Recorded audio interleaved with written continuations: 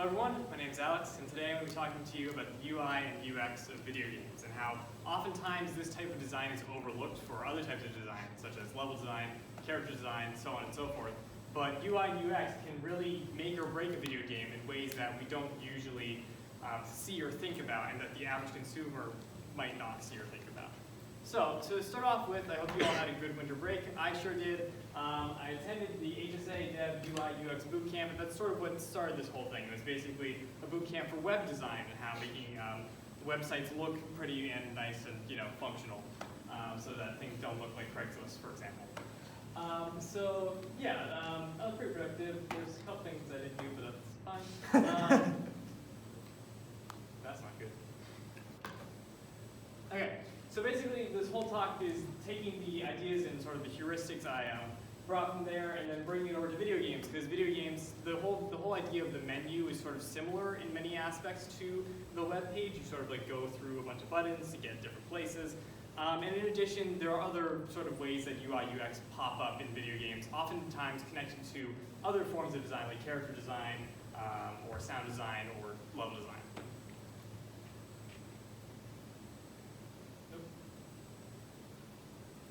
Okay, cool. So first of all, I've said UI UX a couple times now. What is the difference between UI UX? Well, a good way to remember it is UI, it is what the user sees.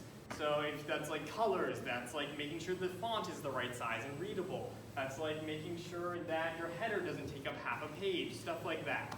UX, on the other hand, is sort of the user experience. It's where do you go? When I click this button, do I get sent to another web page or do I get sent back to the same page? How do I go back to the main menu? Stuff like that, making sure that things make sense where you redirect the user. So UI and UX are very closely connected. I will probably be just referring to them as UI UX for the rest of the talk, but I just wanted to make the difference known for anyone who is curious. So there are three main things that I want to talk about that I believe good UI UX does. Right. Good UI UX is clear and easy to use. Good UI UX is consistent and doesn't have any random errors throughout of it, which is, most things. And good UI UX has a very clearly defined cause and effect relationship. So I'm going to go into more depth for all of these using sort of case studies of video games. If at any point you guys have your own examples, feel free to raise your hand and just pop in. So, first game is Doom, because UI UX isn't that exciting, but Doom certainly is. So, this is actually for the new Doom game, Doom Eternal, that has been sort of in the process of being built for the past couple of years or so. And what's really cool about this is we've actually been able to see how id Software has slowly been developing their game through a iteration of demos. So this sort of feature that I'm showcasing here is the chainsaw feature. So in Doom 2016 and also Doom Eternal, when you walk up to a demon with your chainsaw, you get to cut it in half and a bunch of ammo spills out.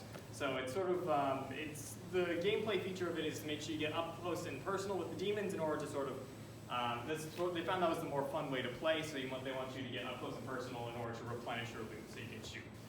So the thing is though, in the E3 demo, the ammo was all bright yellow. So you would cut the demon, and then this ammo would sort of spill out, even obscuring your view a little bit of the actual demon behind there. To me, it just looks like a bunch of yellow.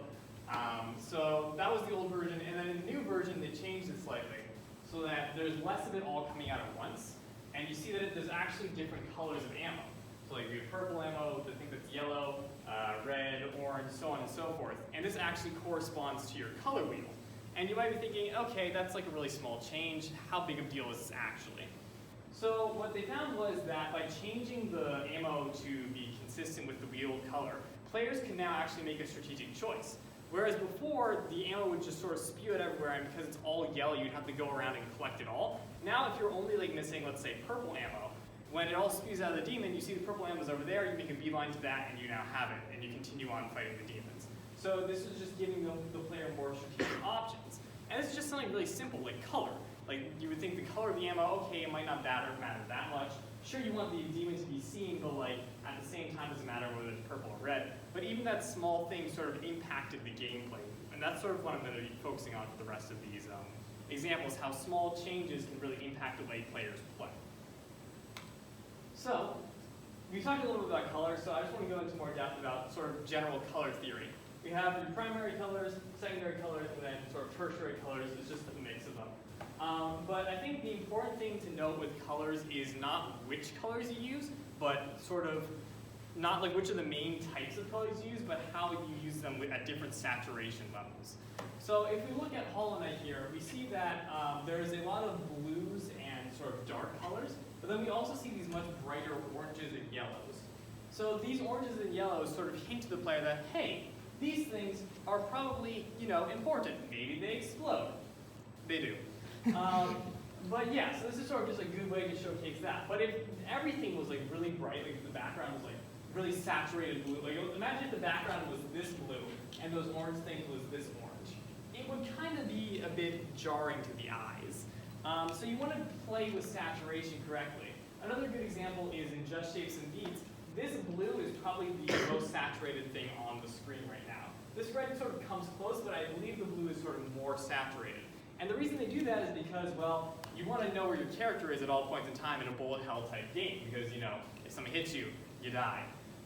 So you sort of have this red for the enemy and this blue for you. Blue is definitely the biggest, brightest thing, but they also play with different shades of color. So they have like this red here for things that can actively hurt you, and then this softer red for things that might come and hit you in the next like 5 seconds or so.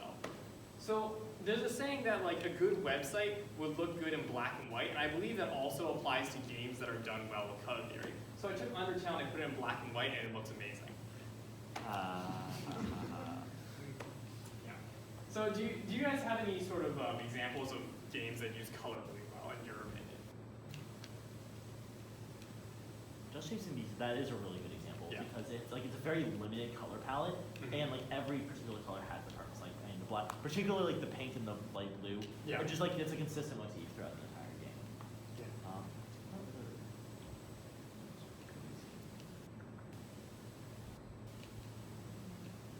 Do you have any other good examples you can think of, or? Let me think. Yeah, I mean, I would say Just Shapes and Beats is probably the best one I found. But I think a lot of different games use colors in really creative ways. I'm trying to think of an example off the top of my head, but 2048. 2048, yes. Okay, you want to explain that a little bit more? The colors get darker as you get farther. Yes. So as you progress, the colors will get darker, and then this is just sort of a way to showcase progression through color. And also, you don't have to use the numbers to match. You can use the colors to match, right? I think so. Yes, exactly. Yeah. 2048. So. Yep. So yeah, it's a good way. It's like in case like you don't want to read the numbers, it's just easier to like use the colors. And it sort of influences the way people play. It's good example. Okay, so another thing to think about when talking about color is sort of colorblindness, and this sort of gets into the ease part. So you want things to be clear, you want to be able to see where you're going, but you also want things to be sort of easy to use for a variety of people. So when it comes to colorblindness, through my research, I realized there's sort of 2 main ways games approach it. This is Doom 2016. The way they approach it is they just apply a filter over the entire screen. And this method of using it is okay, but a lot of the times people complain about how it often washes out a lot of the different colors. So things can look very similar, especially where, like, you see above we have those bright green lights that sort of showcase where you want to go. Here, everything is sort of just a yellow and more washed out color. And then, sort of at times, like, things can look very similar, especially things that you don't want to look similar. For example, if we had a squad color, team color, enemy color, and 2 of them look the same, this could be very confusing. So other games, what they do is they decide to just like, they let you pick the color of iconography. This is Battlefield 4, if anyone's wondering. And this is sort of another way to do it that sort of gives the player more control of their UI that best suits them. So I believe personally that this method is usually better. It just gives the player more control and like lets them tune it better to them. But a lot of the games still do use this method of fixing the colors. So this goes into ease of access. So this is for mostly just like a website, but if anyone is creating mobile games, this might be of particular interest to you. So when you're using your phone, they're using the left finger, whatever. Whenever they're using their phone, you see that they have these areas that are like easy for people to click on. This might be like where you put like the shoot button or the jump button or something like that. And then you have these areas over here and then way up there that nobody's gonna reach. So this applies also if like, it was sideways, you'd have your thumbs in the corners really. But this top area of the screen might be harder to reach. So imagine if like a game like PUBG, instead of having the gun button down here, the move button up here, what if you had them both at the top of the screen? That'd be really hard to play, right? Because your fingers would, not only would your fingers be hurting, but they'd also be blocking your viewport. So it's very important where you place these elements on a screen, especially when it comes to things like mobile games, when it comes to ease of access where you can touch different areas. Does anyone have any examples of just like times that they felt like a mobile game did this badly, or if not, we can move on. But okay, we'll just move on. Yeah. So also going with ease of access, I have no idea what is going on the screen right now. Yeah, it's a lot. I believe this is Warcraft, although there's so many numbers and stuff on it, I can't even. It looks like World of Warcraft. Yeah, I think so. So basically, yeah, I just looked at bad UI, and this is one of the first images that popped up. So this might be usable if you've been playing the game for maybe like hours upon hours. If someone who's never played the game before sees this, they're going to be like, okay, how do I move? Or something like that. So it's very hard to see where you want to go. And it's very important that when we make menus and things, that people understand how to get from place to place. That's why oftentimes when you start a game, it's like, continue, new game, options. But imagine if you just had options, another button, another button. And in order to continue the game, you'd have to click options, new game, pause the game in the new game, and then press continue game. That would be a pretty bad UI, I think we could all, or UX, I think we could all agree upon. So it's important to sort of think about how, sometimes even though you might know how to access something, your player might not know how to do that, especially if after a long time, like let's say you've been playing WoW for like 3 years straight, and then you take a year off, maybe you go to like Spain or something, I don't know. And basically you come back and you see this and you're like, great, I remember this totally.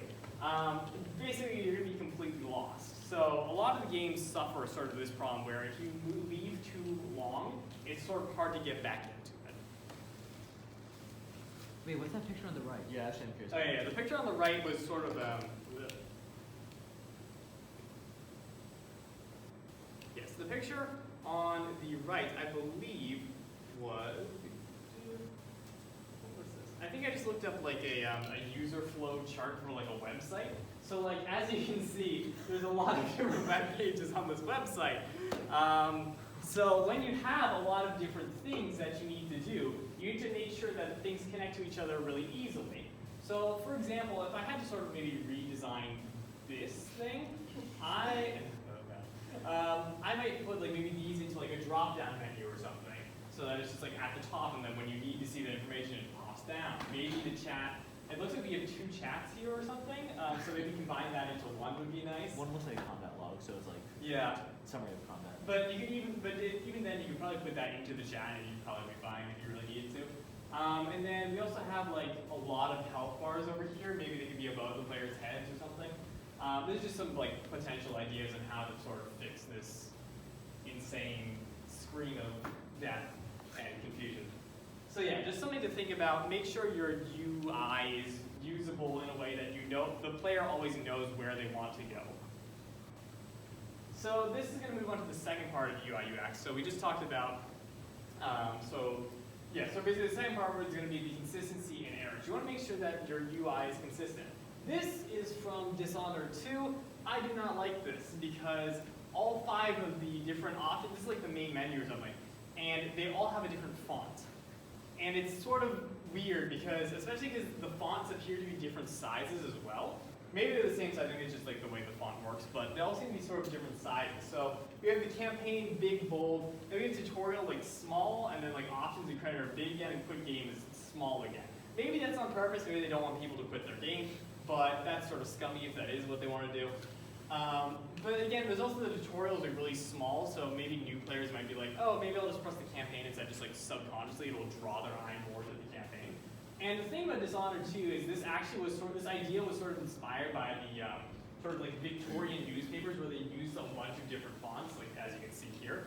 But the thing with Victorian newspapers is, first of all, we don't use them nowadays for a reason. I mean, But second of all, even then, we have a sort of a clearer hierarchy where you have the really big text up here for the more important stuff, and the smaller text is like less important stuff. But here, I'm assuming these options would all be around equal importance, so we should make sure that it looks like it's all around equal importance. So just to be consistent with your UI, because if you aren't, then it might give subtle messages you don't want to give. So this is the goat puzzle. And the goat puzzle is an interesting one because this is sort of where I'm not just talking about UI UX design anymore, I'm talking about game design sort of more generally. You want to be very consistent with what you teach the player. This could be both as like viewed through a menu or both through gameplay. So the goat puzzle is sort of a bit infamous. Let me see if I can figure out what game it was from, but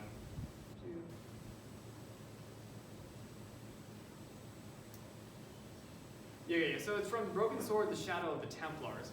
And basically, Broken Sword was a point-and-click game. And throughout the entire game, thus far into the game, when you wanted to solve a puzzle, you would click on something, you'd wait for it to do something, and then you'd click on something else, so on and so forth. You basically just let it play out its whole animation. This puzzle is the first puzzle in the game. Here's, I think, about halfway through the game. That you need to click something, and then while it is moving, you need to click something else. But they give you no indication that is what you need to do. And thus, this puzzle has gone down in video game infamy as one of the most difficult puzzles in video games. Just because you need to click something while it is doing something. And yeah, this is like, here's all like watch mode lists and stuff like that. So overall, just be very careful what lessons you are teaching your players. Because if you are going to teach them something subconsciously and then change that, you're going to throw them for a loop that may go down in history. Like even the developers commented on this and they're like, yeah, this was a mistake. So we need to be more careful on how we sort of communicate that to players. And sort of communication also talks, consistency also talks a little bit into when we're designing mechanics and stuff. So this is Celeste. I'm sure most of you know that, but Celeste has really good game feel controls. When you jump, it would be a rage game more if you had really terrible controls, but the controls are very tight. So when you're doing insane platforming where literally everything that is pink on the screen can kill you, you don't get as mad at the game, you get more mad at yourself and your inability to do this. Personal story right there. Anyways, so basically, imagine if Celeste, though, had the jump from Dark Souls, where the jump from Dark Souls is a fun jump because it is affected by your weight stats. So if you put on heavier armor, you cannot jump as far. The thing is, I don't think the game tells you this. So if you put on some really heavy armor, you have to then run and try and do the jump, and then you miss the jump again and again and again. Well, that doesn't feel very consistent, especially if you played it earlier with maybe lighter armor, and then you were able to make the jump consistently. Other than that, the jump itself is also a bit just to do when you have to run and then jump at a specific time. So again, it doesn't really matter as much for Dark Souls because Dark Souls isn't a platformer, thank God. But if Celeste had Dark Souls jump, nobody would play Celeste because Celeste is a platformer and thus it's very important that your controls feel very tight. And so this sort of leads into cause and effect. So this is XCOM, and the XCOM community has made quite a few memes about the inability to shoot things with guns when you are at very, very close range, or when bullets are going straight through the enemy's head. So XCOM players may often complain about okay, I'm right at his face, how do I have a 65% chance of missing? But then I thought about D&D, which is sort of your attacks basically are influenced by die rolls. And there's in some tables, if you roll a 1, you automatically miss. So that means in any encounter, there's a 5% chance of missing, even if you're one of the best soldiers in the field. But that doesn't necessarily feel as bad, because when you miss, the DM will usually say something cool, oh yes, he blocks it with his shield, as you come to strike down with your sword. And then he gets an opportunity attack or something, I don't know. But then, with XCOM, when you miss a shot like this, here's what happens. Pew, pew, pew.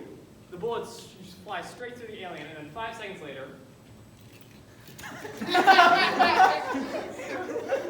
it's just not it doesn't feel very good, you know? So that's very important where your cause and effect, when you do something, you expect something to happen. And if you don't live up to these player expectations or properly telegraph things, then they're going to get mad. Another example, this is more of a personal story. So I live on the 7th floor of Leverett, and the 7th floor of Leverett does not have an elevator, so I go down to the 6th floor. This is irrelevant to the story, but I just wanted to complain. So on the 6th floor of Leverett, we have the elevator, so you press the button to go down, and then you wait. You wait a little bit more, the button's like all lit up and stuff, you know, that's pretty good. And the button stops lighting up. So the first time I looked at this, I was like, the elevator is not here, the button did something not happen, I press it again, it like turns off again, I press it again like a couple times, and then the thing comes up and then it opens up like 5 seconds later. I'm like, all right, and that's sort of like a minor thing, but like, imagine in a video game, if you complete a puzzle and the door doesn't immediately open, and there's no reason why, like they don't tell you that the door is, there's no like sound effect of the door slowly opening, there's no like sound of gears moving, it's just, you complete the puzzle, the door doesn't move. Has your game froze? Did you do something wrong? Change the puzzle? Oh wait, you no longer have the correct solution. The door's not going to open now. So on and so forth. So basically, it's very important that you tell the player what means what. Because you may know, for example, that when you press the button on the 6th floor, on the 3rd floor, a door opens or unlocks or something. But if a player just hears a, they've been through 7 floors. They have no idea which door they just unlocked unless you tell them through some sort of like color, or maybe it's in the same room and it just opens up immediately. So you need to be very careful about what messages you are showing to your players. And this sort of goes into feedback loops in general. So feedback, this is Candy Crush for those who don't know, I believe it's the second game. So basically, when you pop something like this, maybe you get 4 of these, it'll make it look big on the screen and it'll fly up into the top corner. So you just immediately know that, okay, I need to get 11 more of those. It just flew up into the top corner, the counter went up by 1. And another thing is like, maybe you have like this fish power up and like you press it and then these little fish trails come and they turn other things into orange things. But imagine if you just hit the fish power up and then half your screen just becomes orange for no reason. You'd be like, did I just break the game or hello? Or something like that. You'd just be very confusing. So it's very important that you give proper feedback. And a lot of games give very good feedback. For example, Minecraft gives you block. So when you're hitting a block, you see your person, well, it's more like that than it is this, but you know. So you sort of like you get your way through it. You also see these like tiny little like blocks appear. But imagine if we didn't have that. You would just be standing there, holding down the button, and then a second later, the block would disappear and a number would pop up in your inventory. You have no idea what happened. You might even not notice that it jumped from 60 to 61, for example. So yeah, it's very important that you have feedback. And then another important place where you have feedback is actually feedback in fighting games. So in fighting games, imagine what would happen if you hit the enemy and they just like, oof. Like, that's not very satisfying. It's more satisfying if you whack them and they go, ah, and they collapse to the ground or something like that. So, then yes, this Donkey Kong face has become a bit of a meme, but even over-exemplifying feedback, like just over-exaggerating your feedback, is much better than not having any feedback at all. Because otherwise, like, a lot of the fun from fighting games comes from whacking your opponent across the screen, or like downing him and just like seeing him, like his corpse collapse or something. That was morbid. Moving on. So basically, yeah, a lot of it is just you have to sort of make it, you know, a lot of the fun comes from the feedback. Do you guys have any ideas for any other game? Yes? Yeah, so in the Kingdom Hearts series, Yes. Most people, when they talk about bosses in their like list of like best bosses or whatever, it tends to be people that are in like the same weight category as Sora, because when you fight like the big giant bosses, they don't like move or anything when you hit them. But when you have someone in the equal weight category, they like flinch or like they actively look like they're getting hit. Yeah, that's a good example, yeah. Any other examples? Yes. I think it's a big thing in like rhythm games, for instance, because like as you like, you know, you're getting higher combos and whatnot, you'll get this like sort of constant positive feedback loop for getting higher and higher. So like there's these little messages that will kind of appear, and like and also just the act of seeing the combo counter go up and up and up is that's just such a feeling. Yeah. Yep. So I was reading a development diary for the strategy game EU4, and they said that there was one thing they could change to the UIUX experience of the game to make things have more feedback, and the one thing that they could change was the sound design. So like even adding a little sparkly effect when you press the boring button to increase your number from 6 to 7 or whatever didn't do much. But when they made like a meaty sound, like when you press the declare war button, they add like people screaming, or when you press the technology button, it makes like little sounds appear. Like having powerful, like memorable sound effects, like basically gave feedback to a game that is mostly about pressing buttons. Yeah. And I'll talk a bit more about a game that is consisted entirely of pressing buttons. Some of you may have seen this a bit earlier. But going back to the D&D example, a lot of the reason why people don't get necessarily mad at like dice when they like roll like 3 ones in a row versus when they have like a 95% chance in like a game and they miss 3 times is because a lot of times people need to connect themselves to something physical.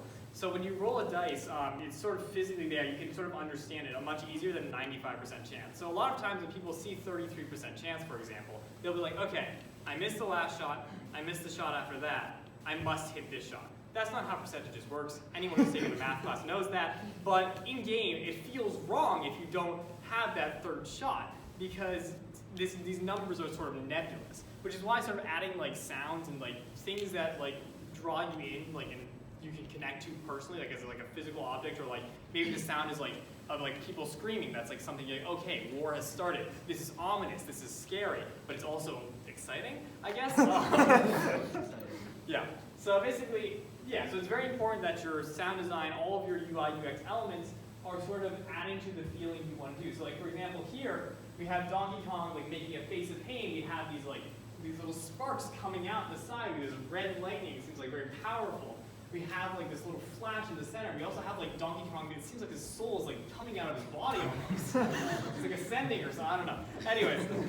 But yeah, so basically it's very important that we sort of add in these elements, otherwise the game may not feel fun, and it may feel stale, yes. There's this game about, I don't know, Matt probably knows what game I'm talking about. There's this game about trying to survive on like some space station, and the main gimmick the main gimmick of the game is that you have to get to certain scores, and you do it by rolling actual dice like on the screen itself.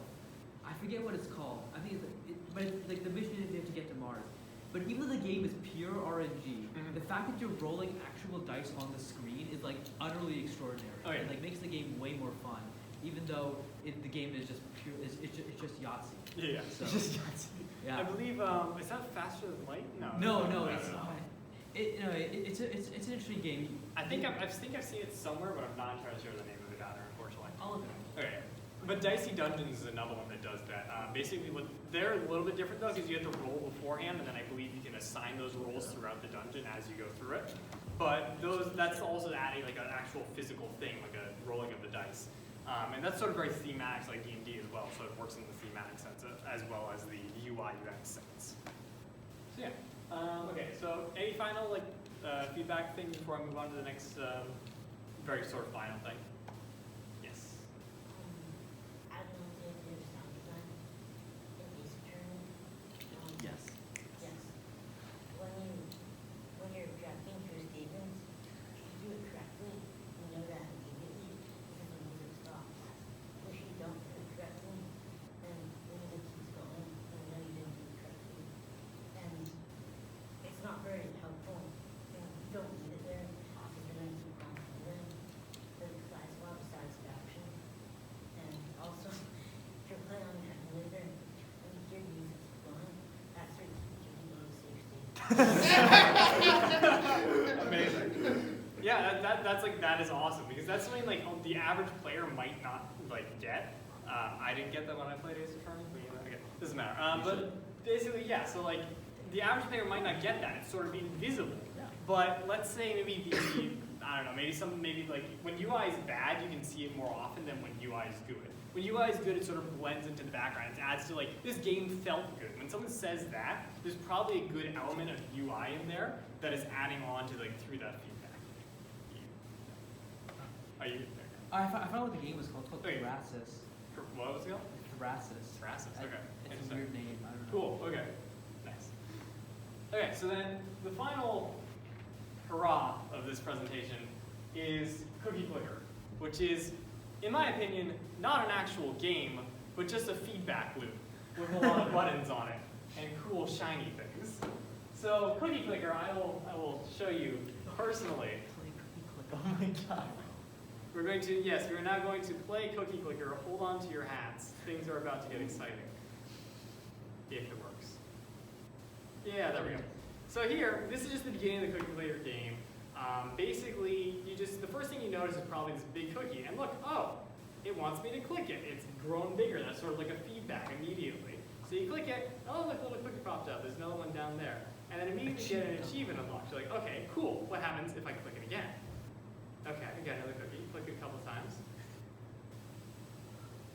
Oh, what's this?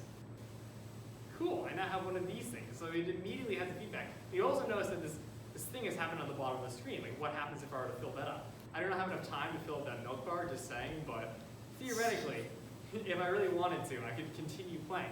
And it's sort of addicting because you have this sort of flashing cookie in your face. And you wanna have more of these things. You wanna see if you can get more of these things circling on the side.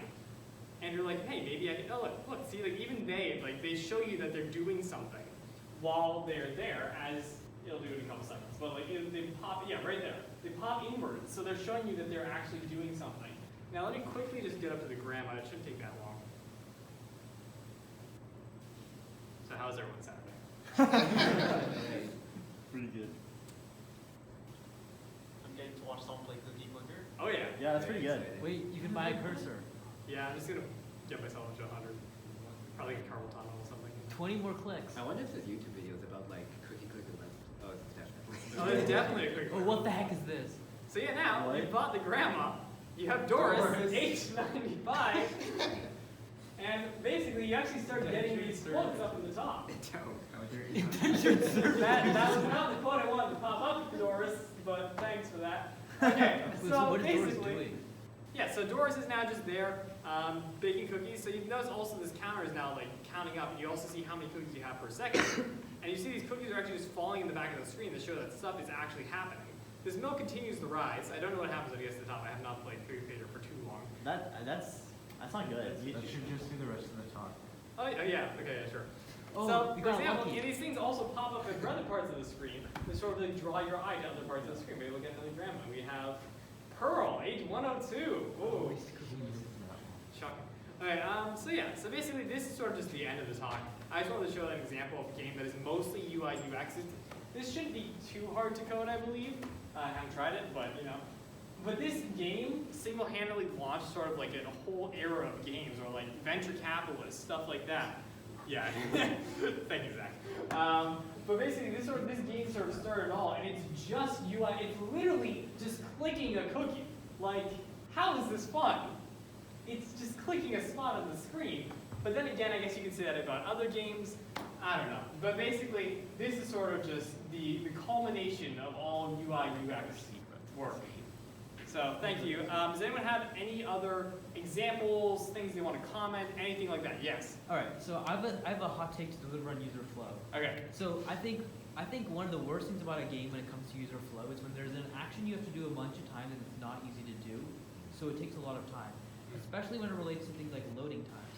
Okay. Some of my favorite games are games where, okay, for example, have anyone heard of the world's hardest game or whatever? Yeah. Oh, yeah. When you die in that game, do you wait like even more than a second before Yeah, it just goes right respawn? back You in. you respawn immediately. But if I'm playing Crash Team Racing and I'm doing a relic race and I have to restart because I missed a box on the third lap, I have to pause the screen, click restart, and then wait about a minute for the whole race to load up. When I should just be able to press a button and the whole thing resets without having to reload the entire area. So I think that if there's ever any action that like has to be done a bunch of times, especially things like dying, if you intend the player to die a lot, then you should make the loops to get back into gameplay like as fast as possible. I think one of my favorite graphs is if you were to graph like how much time you spend on the Super Bowl, and you graph how much time is advertisements, how much is waiting around, and then how much is actual ball play. The ball play is like 10%. Yeah, because the advertisements are the fun part of the show. Well, yes, that may be true, but like you can do that for games. In fact, someone did that for Crash Team Racing's online mode and found that you spend only 30% of time actually playing the game. The rest is loading in menus, which is crazy, right? So I think that's a great way to measure how competent your user flow is. If you just measure the amount of time spent in gameplay. Odyssey. Or not? Was it Odyssey? Well, see, well, with the moon, the moon. So, like, that's actually really good too. Like in a previous talk I gave, I talked about in Super Mario Odyssey, there are like 900, well actually I think it's 780 moons you collect in that game. And I found a video online where someone basically like, there's a little animation that plays every time you get a moon, and the guy just like added them all together through the entire game. It's like an hour and a half. I think it's an hour 40 minutes. So like I 100% of that game, which means I spent an hour 40 minutes of my life just like watching Mario like collect a moon, and they play the stupid like jingle. So that's not great. That's bad actually. Shovel Knight's another really good example of like it done right. You want to talk about that? Because well, I didn't play Shovel Knight. I played Mage Knight. But I think like as soon as you die in Shovel Knight, I think it like sends you right back into a level like in a similar manner. And like and the fact that it doesn't have lives means you aren't spending time looking at a game over screen. Right. Which is actually another like that's a discussion in and of itself. Alex, you should get some grandmas. What? Grandmother's. Oh, okay, yeah. I can win the cookie. Get some grandmas. Alright. That's the other thing about Cookie Player. It plays in the background, so you just get addicted. You're like, oh, maybe I should buy some. Yeah. So basically, to add on to the dying though, there's Celeste is another really, I talked about it a bit earlier in the presentation, but in Celeste when you die, you're back like that. In the game like Mario Maker on the other hand, you die, it's like do do do do do do do do. And then it's like reloads, gets back over there, by then it's been 3 seconds. So imagine if all Mario Maker levels had the same difficulty as some of the harder Celeste levels, you'd be spending a lot of time dying. And that's often times connected to like people who rage. They'll be like, oh, I have to sit through this again. And then another example is also video game cutscenes. Unskippable cutscenes. Yes, unskippable cutscenes. Like a lot of people, especially when it comes to speedrunning as well, like they'll be like, okay, I don't care about this, but I have to wait like a good hour. I think Borderlands 3 had like a really insane percentage of time in cutscenes. I don't know the exact number though, So, but is that I heard it was pretty high. Kingdom Hearts 1, unskippable cutscenes. They fixed that in the remake, final but in the original. Yeah. The original was awful. Ooh, the one before the Ansem battle. Yeah, I watched yeah. that like 30 times at least. Yep, I know exactly. That's Yep. like a 4-minute UIUX also remind me, first of all, I remember a bad example is, Okay. but not the game, just the animation. Have you ever heard the Pokemon animation? That's the Porygon. Oh yeah, the band episode. Yeah. They are bad because they use I think maybe the blue and the red color, and then they flash the very frequent or faster. Oh. And some people have some sympathy about this quick lightning. So right. so they ban the animation. And another example is civilization. Someone just analyze why civilization just can easily get people addicted to it because he used a lot of in-screen UI.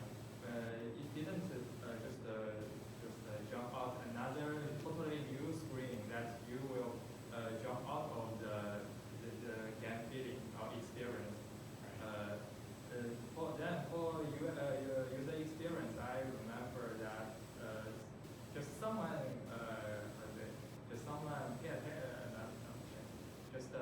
will consider the user experience of the disabled people. Just there is a YouTuber I think they surveyed the game in 2019, and he just there is one case that he thinks he finds that the Resident Evil. Some people who cannot hear, they cannot play Resident Evil because when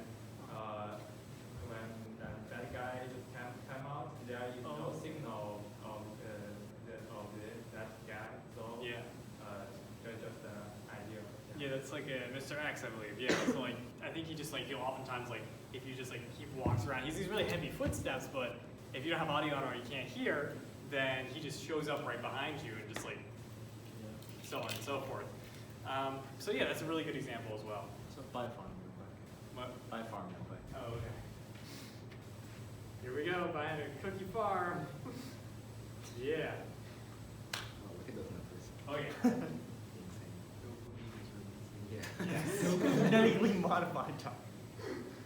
This is just gonna become, we're just like start live streaming to Twitch in a couple seconds.